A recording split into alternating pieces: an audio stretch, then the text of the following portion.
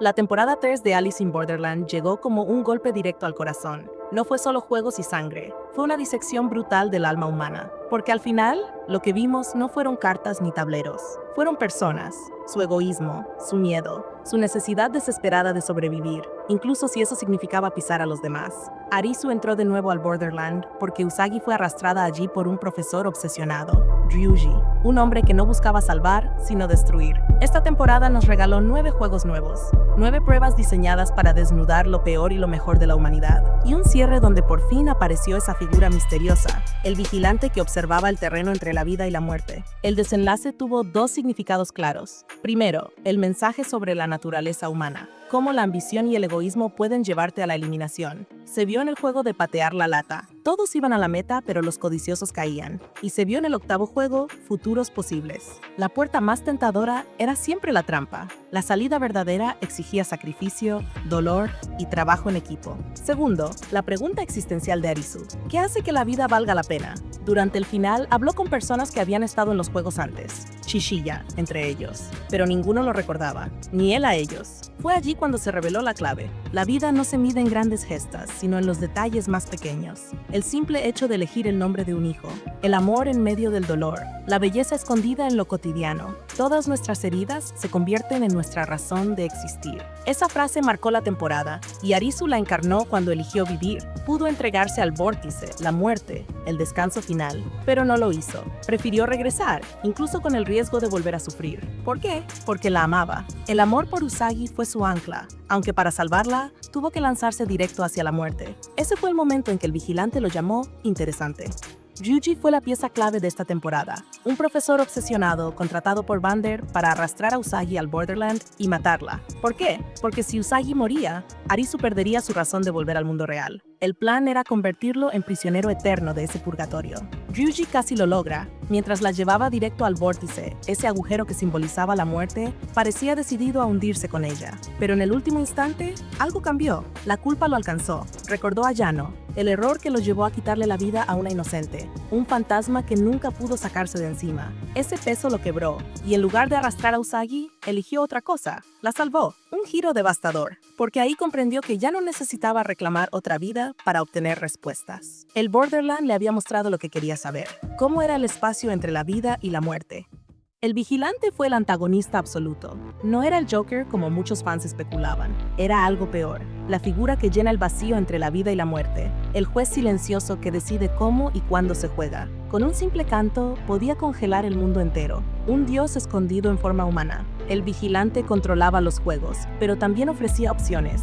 Vivir o morir, resistir o entregarse. No envejecía, no moría. Estaba atrapado en ese purgatorio, observando, moviendo las piezas como si fueran marionetas. Y por eso Arisu le fascinaba, porque mientras la mayoría pedía descanso, Arisu pedía vida. Un contraste brutal. El vigilante no era un villano común, era un espejo, el recordatorio de que la muerte no siempre es la peor condena. La peor condena puede ser no saber si todavía vale la pena seguir viviendo.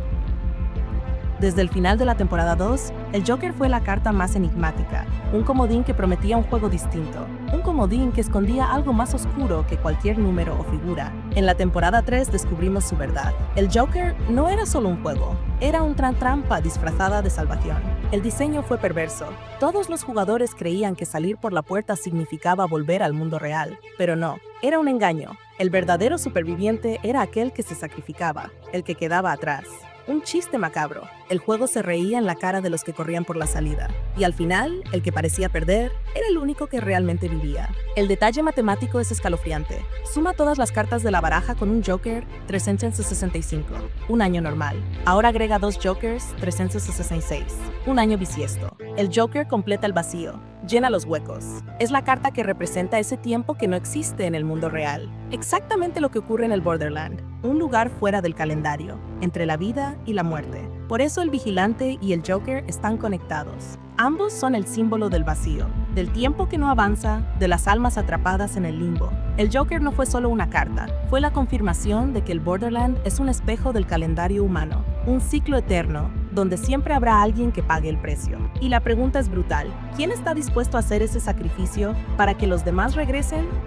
El Borderland no solo destrozó a Arisu y Usagi, también marcó la vida de todos los que lo pisaron. y en el final vimos cómo algunos lograron salir cambiados para siempre. No sobrevivió. Lo vimos cruzar la calle junto a su madre. Un detalle simple, pero cargado de sentido. En los juegos, su futuro lo atormentaba. Veía a su madre enferma y cargaba con una culpa brutal. Pero ahora afuera, su vida tomó otro rumbo. Dejó de ser el chico débil y bullado. Ahora estaba listo para cuidar de ella. Su herida se transformó en propósito. Sachiko también recibió un cierre esperanzador. Tuvo un hijo, y cuando lo miraba, decía con orgullo que su madre era su ejemplo. Un contraste total con el dolor que cargaba antes. Su maternidad no solo le dio un futuro, le devolvió identidad. Ri cumplió un sueño que parecía imposible. Arregló su relación con su madre y consiguió el trabajo que tanto deseaba, crear anime para cine, uno que sus padres podrían ver en la gran pantalla. Su talento, antes ahogado por el miedo, ahora brillaba sin cadenas. Yuna y Sota. Yuna vivió lo que había deseado. Encontró a ese novio ideal que había visto en su proyección de futuro. Lo llevó incluso a la tumba de su hermano Sota. La escena de Sota fue un golpe directo al corazón. Cada uno de ellos recibió algo que parecía inalcanzable dentro del Borderland, una segunda oportunidad. Y aunque la sangre derramada nunca podrá olvidarse, el mensaje quedó claro: del dolor puede nacer un futuro distinto. La temporada 3 de Alice in Borderland fue un cierre demoledor. No solo amarró la historia de Arisu y Usagi, también nos dio un mensaje crudo sobre lo que significa vivir y lo que significa morir. 9 pruebas diseñadas para quebrar cuerpo y mente, y entre ellas, uno que brilló sobre todos, el último. El diseño fue impecable. Podría haberse vuelto un enredo incomprensible, pero no. Fue claro, contundente y sobre todo, emocional. Ese cierre donde los jugadores enfrentaban la mentira del Joker fue el reflejo perfecto de la serie. La vida nunca es justa. A veces, el que se sacrifica es el único que sobrevive. El más desgarrador, Sota y Yuna. Su despedida dolió como pocos finales en el género. La sonrisa de Sota al ver el futuro de su hermana, aunque él no estuviera en él, fue poesía trágica. Un momento que mezcló muerte y amor como pocas veces se ha visto en pantalla. Y no olvidemos al vigilante, oscuro, misterioso. Con una sola mirada parecía atravesar el alma de Arisu, un antagonista que no necesitó gritar para imponer miedo. El espectáculo visual fue otro nivel. Las flechas, las tormentas, los paisajes del Borderland, todo parecía real. Un mundo donde la belleza y el horror caminaban de la mano. En cuanto a actuaciones, Arisu, Usagi, Chishiya, cada uno cargó su papel con verdad. Pero el vigilante fue distinto. Él no actuaba, parecía encarnar algo más grande que la vida y la muerte. ¿Mejor que la segunda temporada? Muchos dudaban de si 6 episodios serían suficientes. Pero cada capítulo superó la hora, y el resultado fue aún más sólido que la temporada 2. Fue más corta, sí, pero también más afilada. Cada minuto tuvo peso, cada juego, cada muerte, cada lágrima se sintió necesario. Alice in Borderland se despidió en la cima. Un cierre tan brutal que dejó abierta la puerta para algo más. El spin-off en Los Ángeles, con una tal Alice como protagonista. ¿Casualidad? No lo creo. Y así terminó Alice in Borderland. Un viaje entre la vida y la muerte, donde cada herida se volvió motivo para existir. ¿Tú qué harías? ¿Aceptarías el descanso del vórtice? ¿O seguirías luchando aunque la vida duela? Déjame tu opinión en los comentarios.